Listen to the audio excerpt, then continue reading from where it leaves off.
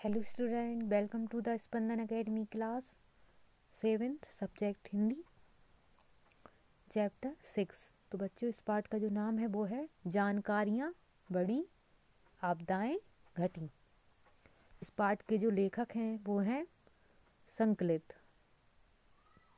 आइए पाठ पढ़ना शुरू करते हैं। राकेश, माँ जल्दी नाश्ता बना दो, 8 बज गए हैं। माँ राकेश के पिता की ओर देखती हैं। सुरेंद्र, राकेश बेटा, कहाँ जाने की तैयारी हो रही है? राकेश, आज मैं अपने मित्रगणों के साथ नदी किनारे पिकनिक मनाने जा रहा हूँ। सुरेंद्र, आज पिकनिक पर जाना मुझे तो उचित नहीं लगता। देखते नहीं, काले बादलों से आसमान अटा पड़ा है। क्या पता नदी कब उफान पर आ जाए। राकेश, पिताजी, वर्षा तो हो नहीं रही है, फिर नदी में बाढ़ कैसे आएगी? सुरेंद्र, बेटा तुम नहीं जानते, वर्षा यहाँ नहीं हो रही है, पर आसपास के पहाड़ों में हो सकती है। किन्हीं अन्य स्थानों पर हो सकती है, मतलब कोई कहीं और हो रही होगी। यह आवश्यक नहीं कि यहाँ वर्षा हो तभी नदी में बाढ़ आए। वर्षा ऋतु में कई बार नदियों में अचानक बाढ़ आ जाती है। ऐसे में बचना कठिन हो जाता है। अभी कुछ दिन पहले ही ऐसा एक हादसा हुआ था। राकेश, अचानक बाढ़ आने का क्या कारण होता है? सुरेंद्र, कभी कभी ऊपरी इलाकों का पानी बाढ़ का रूप ले लेता है। पंकज, रोहित आते हैं।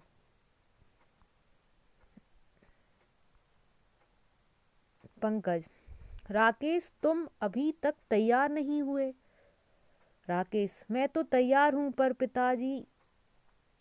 सुरेंद्र, राकेश, पंकज, रोहित, क्या तुम सब पिकनिक पर जाना चाहते हो? मौसम को देखते हुए नदी पर पिकनिक मनाने जाना ठीक नहीं है। पता नहीं प्राकृतिक आपदा कब आ जाए। प्राकृतिक आपदा से है जो प्रकृति द्वारा आती, जैसे कि बाढ़, तूफान, चक्रवात, भूकंप आदि प्राकृतिक आपदाएं होती हैं। रोहित, यह प्राकृतिक आपदा क्या होती है?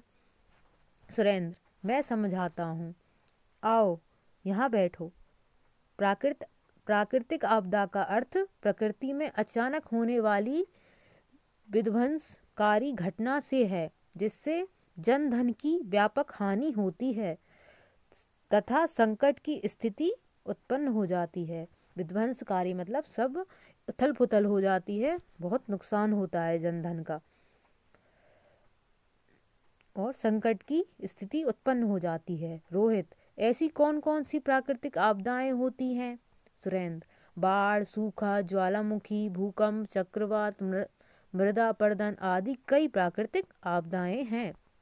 राकेश, पिताजी, बाढ़ तो भारत के पूर्वी क्षेत्र में ही अधिक आती है। यह बाढ़ कैसी आती है? सुरेंद्र, बाढ़ का संबंध वर्षा से है। किसी प्रदेश में वर्षा अधिक मात्रा में होती है तो नदियां उफनने लगती हैं। बाढ़ का मुख्य कारण प्रकृति ही है, लेकिन साथ ही मनुष्य के क्रियाकलाप भी जिम्मेदार हैं। मतलब कि प्रकृति से ही बाढ़ होती है, पर मनुष्य के क्रियाकलाप भी जिम्मेदार होते हैं, जिससे मतलब प्रदूषण के कारण भी बाढ़ आती है। पंकज, प्रकृति और मनुष्य जिम्मेदार कैसे हुए? सुरेंद्र, अरे भाई, वनों की कटाई, बादल का फटना, भारी वर्षा होना, भूकंप आना, नदियों की वहन क्षमता कम होना, पानी के प्रवाह में अवरोध होना आदि सभी कारण प्रकृति और मनुष्य से ही जुड़े हैं। अर्थात जब वनों की कटाई होती है, बादल फटते हैं या भारी वर्षा होती है, भूकंप आता है या नदियों के पानी बहना बंद हो जाता है, तो क्या होता है, पानी का उबाल एक जगह, पानी का जो बहाव बंद होता है तो पानी एक जगह इकट्ठा होने लगता है, जिससे पानी की अति होने से बाढ़ आ जाती है। बहना बंद होता है तो आदि सभी कारण प्रकृति और मनुष्य से ही जुड़े हैं। रोहित, पर पिताजी, बाढ़ से होने वाले नुकसान को रोकने के लिए कुछ उपाय भी तो किए जाते होंगे। सुरेंद्र, बाढ़ से होने वाले नुकसान को रोकने के लिए सब मिलकर प्रयास करते हैं। सरकार भी कई कार्य करती है, जैसे जल के बहाव में कमी करने के लिए वन लगवाना, मतलब अगर वन होंगे तो जल सोख लेंगे पेड़ पौधे।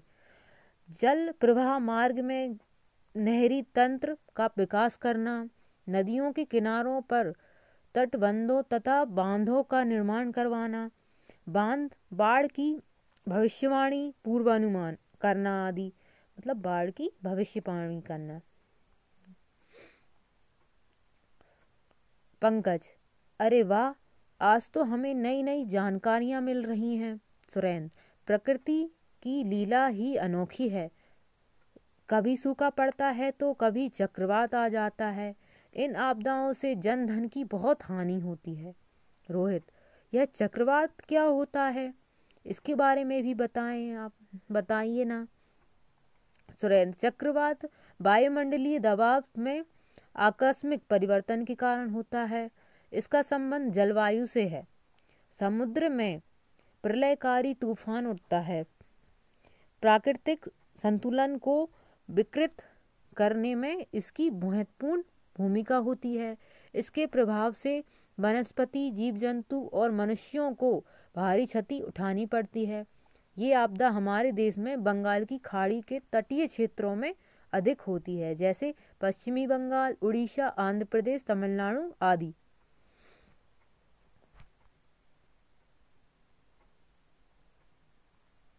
आगे, रानी, इस हानिकारक चक्रवात को रोकने के लिए क्या उपाय किए जाते हैं।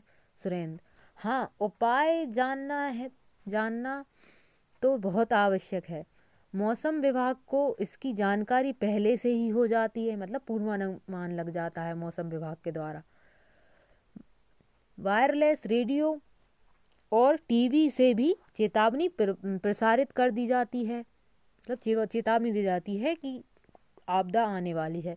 चक्रवात से हुई नुकसान का जायजा लेकर पुनर्वास की व्यवस्था की जाती है।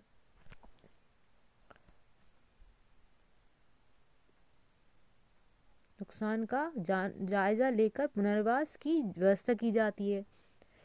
प्रिया, इन आपदाओं की जानकारी मात्र से ही भय लगता है। रोहित, अच्छा चाचा, यह बताइए कि चक्रवात किस मौसम में आते हैं। सुरेंद्र, प्रातः चक्रवात गर्मी के मौसम में अधिक आते हैं। प्रिया, इसका मतलब बाढ़ वर्षा के भीगे मौसम में और चक्रवात गर्मी के सूखे मौसम में। रोहित, बीच में ही बात काटकर, सूखे से मुझे याद आया कि सूखा भी एक प्राकृतिक आपदा है, इसके बारे में भी बताइए ना। सुरेंद्र, किसी भी भूभाग में जब वर्षा की संभावनाएं ना हो अथवा वर्षा ना हुई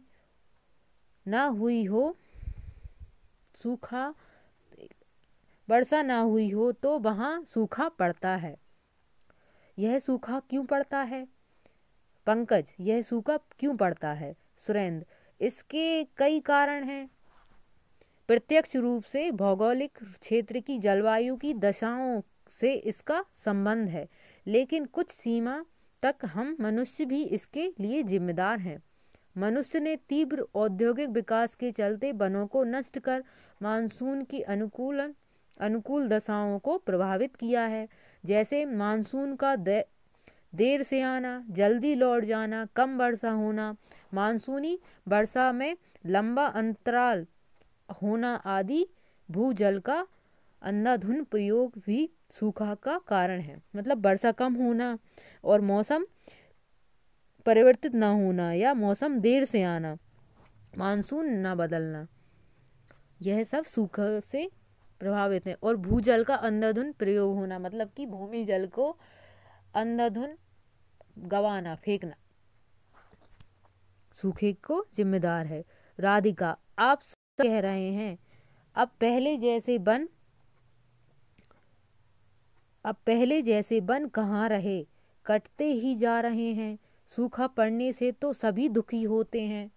सूखे से संपूर्ण जीव मंडल प्रभावित होता है, क्योंकि पादप एवं जीव जगत दोनों ही जल पर निर्भर हैं। इससे अनेक जीव जंतुओं की प्रजातियां नष्ट हो जाती हैं। भूजल स्तर में कमी आने से कृषि पर प्रतिकूल प्रभाव पड़ता है। चारे की कमी से पशु धन की हानि होती है। औद्योगिक क्षेत्र पर प्रभाव पड़ता है। बेरोजगारी फैलती है। स्वास्थ्य पर भी प्रतिकूल प्रभाव पड़ता है। मतलब पानी आवश्यक है, बरसात होना जरूरी है। राकेश, सूखे से निपटने के लिए सरकार क्या क्या कार्य करती है? सूखे की समस्या से निपटने के लिए सरकार 2 प्रकार से कार्य करती है।